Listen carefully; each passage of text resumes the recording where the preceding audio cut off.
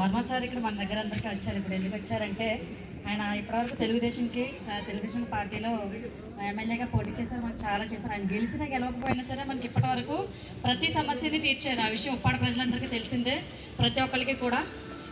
ఆయన ఏంటంటే వాళ్ళ ఆ పార్టీ ఈ పార్టీ అని ఏముండదు. ప్రతి ఒక్క పార్టీలో ఎవరికి ఏ సమస్య వచ్చినా, ఎవరైనా ఇంట్లో ఏదైనా శుభకార్యం ఉందంటే ముందు వచ్చేది వర్మ గారు. తర్వాత ఎవరికైనా సమస్య ఉందంటే ఆడపడుచులు ఎవరైనా ఏదైనా సమస్యలో ఉన్నారన్నా, లేదంటే ఎవరైనా ఒకరు చనిపోయారన్నా వాళ్ళని పలకరించడానికైనా, లేదంటే కరోనాలో కానీ ఎక్కడైనా సరే ఎప్పుడైనా సరే ఏ నాయకులు కూడా ఇప్పటివరకు కనీవిని ఎరగని రీతిలో మనకి వర్మ గారు ప్రతి సమస్యని మన అనే రూపంలో ఎలా అంటే ఆయనకి జస్ట్ ఒక విషయం తెలిస్తే చాలు, అది అంటే ఓన్లీ ఉప్పాడు మాత్రమే కాదు మన నియోజకవర్గం మొత్తాన్ని కూడా ఆయన సొంత ఊరుగా, సొంత మనుషులుగా, సొంత వ్యక్తులుగా చూసుకుంటున్నారు. మనందరికీ అన్ని చేసి పెట్టారు.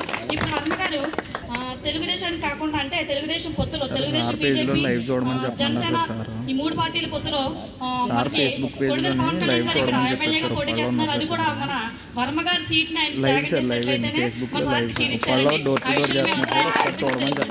ఒక జనసేన పార్టీ ఒక వీర మహిళగా ఇంకొకటి ఏంటంటే ఇప్పుడు ఆయన అంటే ప్రతి ఒక్కరు కూడా ఆయన మీద ఉన్న అభిమానాన్ని మీరు ఆ ఓట్ ని పవన్ కళ్యాణ్ సార్కి వేయమని ఆయన అడగడానికి వచ్చారండి.